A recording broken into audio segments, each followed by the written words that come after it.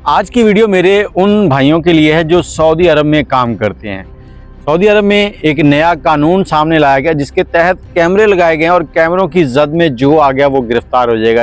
अब वो मामला क्या हैं जिनके ऊपर गिरफ्तारी की जा रही है, पहले ये एक वीडियो देख लें, उसके बाद आगे बात करते हैं। بطريقة تسول غير مباشرة يقوم شخص من الجنسية البنغلاديشية بالتسول تحت غطاء غسيل المركبات المتوقفة.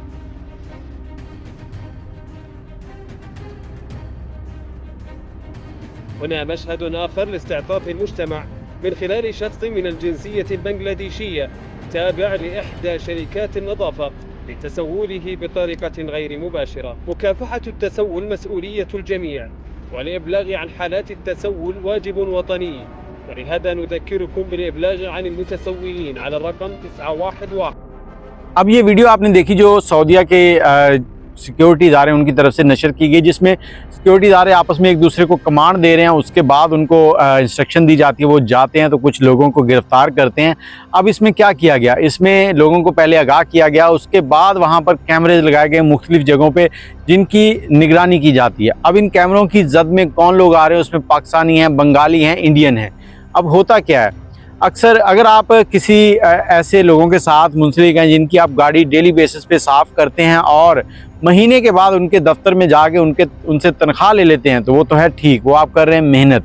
लेकिन बहुत से लोग जो हैं वो ऐसे करते हैं कि गाड़ी साफ़ करते हैं, शीशा साफ़ करने के बहाने लोगों से भीख मांगते हैं अल्लाह के नाम पे, तो वो जुर्म है।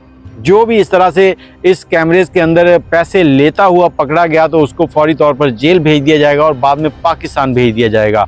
और दूसरे नंबर पर एक बंगाली शख्स है जिसको गिरफ्तार किया गया और वो क्या कर रहा था, सिग्नल के ऊपर खाने पीने की अशिया जो है उनको सेल कर रहा था। अब इसको भी गिरफ्तार कर लिया गया। अब आप कहेंगे कि वो ठीक तरीके से अपनी अशिया जो है वो सेल कर रहा था, वो उसमें क्या गलती है?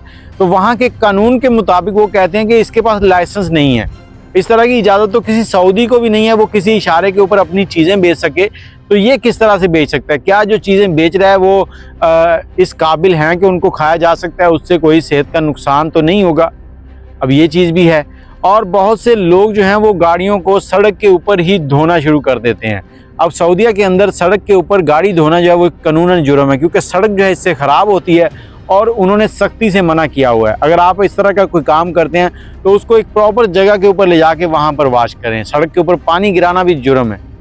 तो आप लोगों को बताने का मकसद सिर्फ ये है कि अगर आपके सामने भी आप भी इस तरह का कोई काम कर रहे हैं, कोई कारोबार कर रहे हैं, अगर आप मेहनत कर रहे हैं, गाड़ी साफ़ कर रहे हैं बाकायदा और आप भीख नहीं मांग रहे, फिर तो है ठीक।